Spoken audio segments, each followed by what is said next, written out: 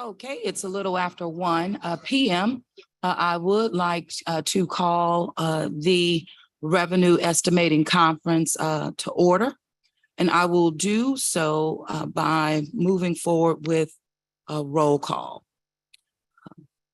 So I am present, Mayor Latoya Cantrell, Councilman Giarrusso, Present. Councilmember Moreno, CAO Montano, CFO Norman White. Present.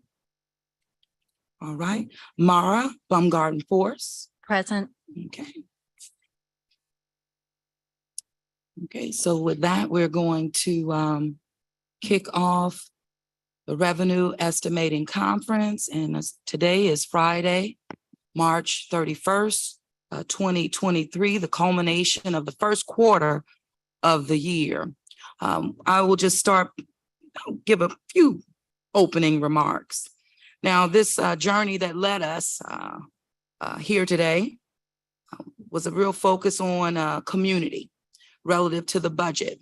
It was fraught with several unprecedented challenges, no doubt about that. Yet, through it all, the city of New Orleans moves forward without major layoffs, major cuts to public service, and or weakening our credit and bond ratings, which is essential, especially since the public 2019 voted to approve an unprecedented sale, $500 million, gave us the approval to do that. And who knew COVID would come our way? But this bond sale has allowed us really to act as a local stimulus, if you will, to further advance infrastructure and investments in the city. We were able to leverage our first allocation of the American Rescue Plan dollars to fill our revenue gap. That's a big win. Again, we fought for direct allocation single-handedly, and I'm so glad that we were able to do that because now we're focusing on that second tranche relative to the American Rescue Plan dollars. We took prudent and fiscally necessary steps that will benefit our city for years to come, and quite frankly, decades to come. I've said what we do now within the next 3 to 4 years will literally determine where this city will be 30 to 40 years from now. The 2023 budget we presented and adopted by the New Orleans City Council, really at the end of 2022, it just represents year one of a 3-year plan to reset and establish really a new normal of operations here in the city of New Orleans. So we've always said that we're going to be prudent in our practices, that we were going to utilize these dollars to work for the city over the next 3 years as we're having 2025 as that year mark. With our sights set on the future, this budget just means clearly reinvesting in public safety, our quality of life of our communities, our neighborhoods, the city, and of course, our economic growth and development while making sure that city government is more agile and efficient. Along with the 2023 operating budget, we have also appropriated a large influx of one-time money funds available to the city of New Orleans. And again, these are one-time funds, fund balance that has accrued over time, precious, as well as the second allocation of the American Rescue Plan dollars, as I mentioned earlier. These one-time funds, again, will be used for high priority, one-time projects that address the residents' most pressing needs and listening to them, not just the mayor's office, but that of the New Orleans City Council, clearing backlogs and addressing blight, overgrown lots, you name it. Fixing surface cuts. Oh my goodness, seeing millions poured into that. Councilman Giarrusso, leader in that. Cleaning catch basins, striping roads, just continuing to move forward these infrastructure improvements that again, that are unprecedented. When we're cutting ribbons on pipes that have been there since 1852, it means that we're making long-term investments in this city during unprecedented times and challenges.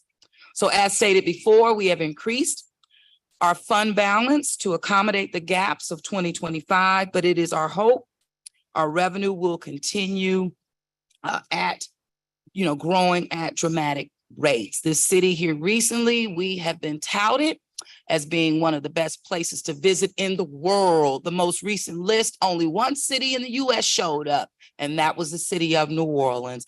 Even being touted as the best place to live because we're investing in those key areas. Best place to live, 5 or 10 cities were identified, New Orleans being one of the 10. And as long as we stay focused on these top priorities, getting the work done, fiscally prudent and responsible in our practices, building in accountability every step, and of course, transparency, I'm more hopeful than I've ever been before. So with that, I'm going to turn it right on over. I know, Matthew, you've been there patiently, and I'm going to turn it over to you, man, to get us rolling. Thank you again. Thank you very much, Mayor Cantrell. I think we have to adopt the minutes from the previous meeting first. Yes, we do. Motion to approve. I'll make the motion, Mayor. I'm going to use our machines. Make the motion. You signed in? There you go. Well, Councilman has moved. You can go ahead on and second on. There we go. And all in favor, just please vote your machines. Give it a minute. Thank you. Yeas have it. Minutes adopted. Matthew. Thank you very much. Mayor Cantrell, members of the council and this body here, thank you very much. I'm Chief Economist Matthew Cooper. So just to just set the tone for my presentation here. Right now, we're not going to be changing anything in the forecast. Things are working out in the economy and with revenues largely as we anticipated. So, or very much as we anticipated. So no change at this moment. Just my presentation here, we're going to go through the public health conditions and touch on that and talk about the general economic landscape that we're seeing right now so far in the past 3 to 4 months, 3 to 5 months since we last spoke. As far as the COVID-19 pandemic, there's still, of course, presents a potential for some kind of economic impact that could cause disruption to the recovery. But at the moment, those chances seem relatively distant. Infections and hospitalizations and so on are very low. New cases are low. By the way, I would like to note that the city has stopped publishing these metrics on their own website on March 10th. So I had to get these from the Louisiana Department of Health. So that's why they look a little bit different. As far as vaccinated population, 71% have completed their vaccinations of the entire population. This is that broken down by age. So we're tracking much better than the entire state. So just moving on to sort of as I mentioned before, we're not asking for any kind of increase or anything at the moment. Our forecast assumptions remain very much accurate according to what has taken place over the past 3 to 5 months. We're still looking at a relatively slow recovery, still recovering from the pandemic, but the broader economy at large is probably signaling very, very heavily recession, either ongoing or right now or moving forward for the rest of 2023. Revenues will still grow over 2022, but the level of growth that we saw there is not going to happen. So, you know, we still have this conservative estimate that we built in last October that hasn't changed. Right.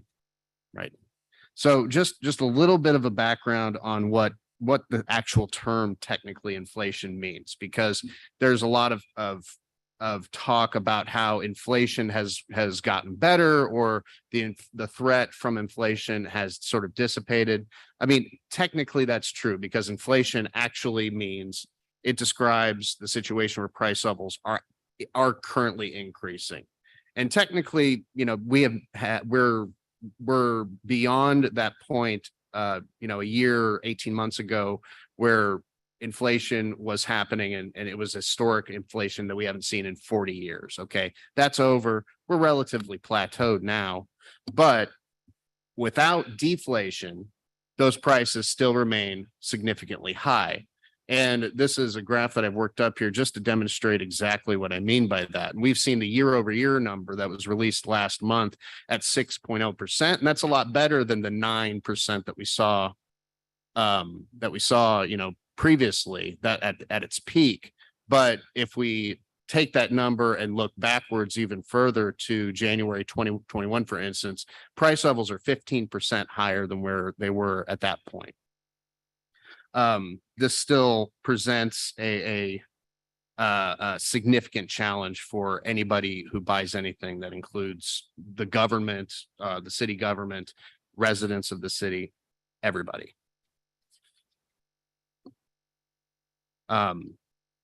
Another couple of metrics for you regarding inflation.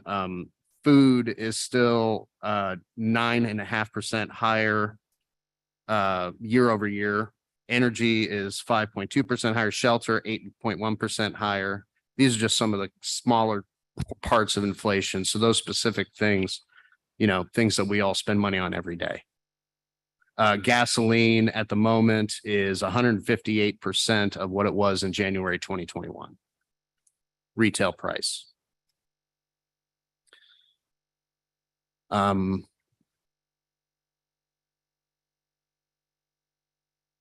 So another piece of inflation, of course, what inflation really, or what a higher price level or inflation means is that your dollar just does not buy as much as it used to. So if people are making the same dollar income that they used to make, that just doesn't buy as much. So that is real inflation adjusted incomes actually went down in 2022.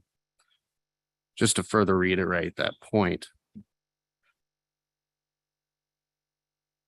So turning to gross domestic product. Now, this is actually year over year gross domestic product. It's not month to month, which is typically what you see reported. So as you can see, we're better off at the moment than where we were at this point last year, or at least this is the last quarter of 2022. The new numbers will come out for the first quarter of this year will come out next month. But we're going in the wrong direction, obviously. And a little note on, again, like I gave a little background on inflation, I'm giving a little background on gross domestic product as well. So we're talking about just the monetary value of all goods and services that are transacted throughout the economy. So that number, of course, is also affected by inflation. And so we look at real inflation that's adjusted for inflation. And that sort of gives us a way to compare against historical amounts of GDP, how it grew in the past versus how it's growing now.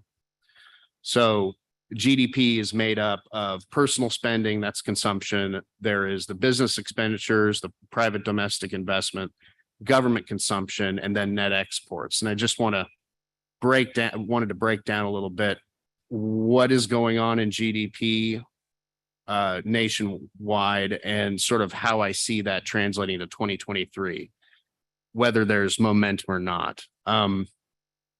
So the first and second quarters of 2022 were negative. And so there was a lot of talk about a recession going on at that moment. And what was driving those was, a lack or negative contributions from actual business investment. This is in an environment of high inflation. So of course they might want to hold back their spending. And so that makes sense. Also, there was a lot of places where spending was decreasing as a result of that. And then we had this big jump in the third quarter. The biggest driver of that appears to have been the fact that the United States exported energy to Europe as a result of the Russia-Ukraine war, because they cut off energy supplies to Europe. So that seems to have been one of the biggest drivers of that. And so that's a one-time event. And then in the fourth quarter of 2022, we had a big contribution from, again, business investment, private domestic investment. So that seems also to have been a one-time effect. That isn't probably going to happen again in 2023. So just to make it clear, I don't see a lot of momentum from these last two quarters of 2022 carrying through into this year. So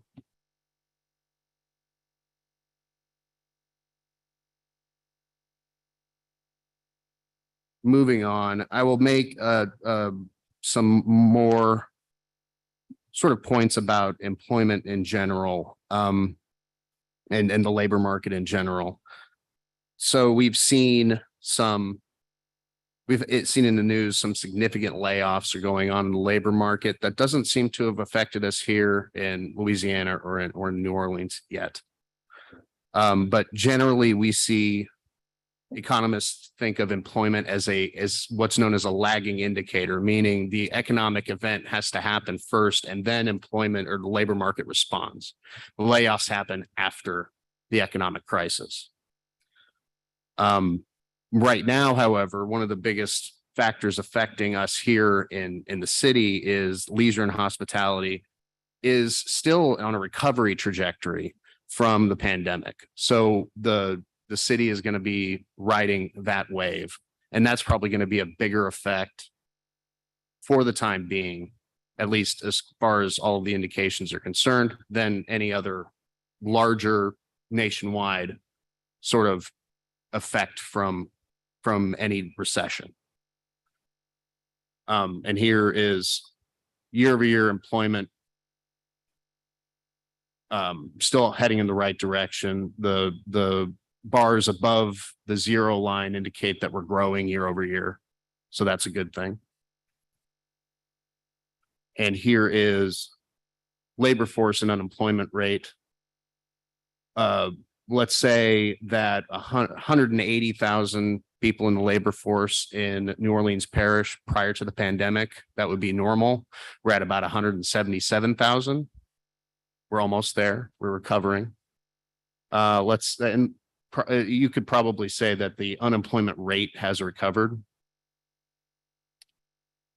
Specifically, the leisure and hospitality sector.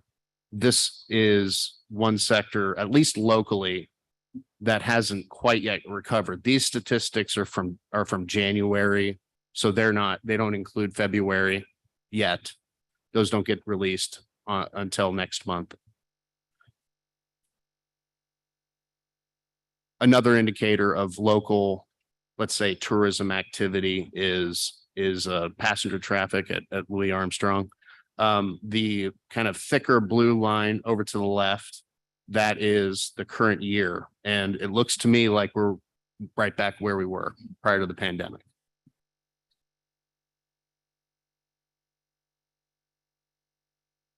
And this is basically showing the same thing. As a percent of total US, we're right back where we were.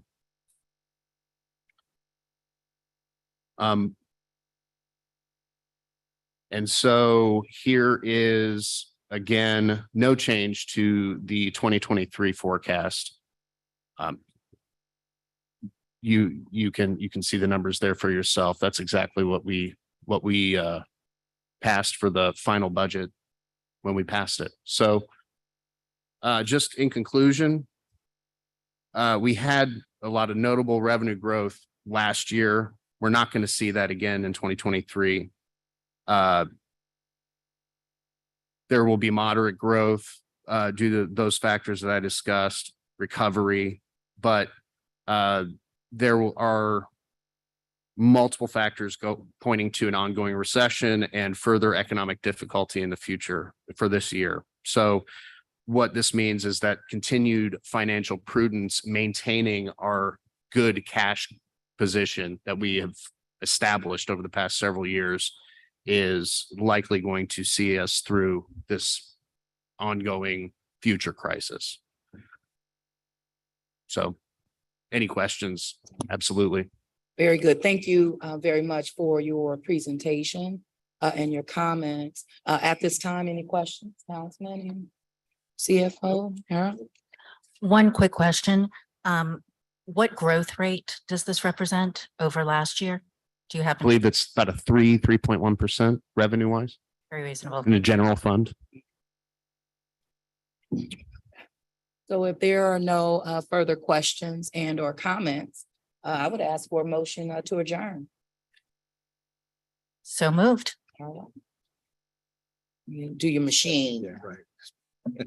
Well, so it's been a motion and seconded, and all in favor, please vote your machines. The nays say adjournment. Thank you very much. Thank you. All right, thank you. Have a good weekend. Got it.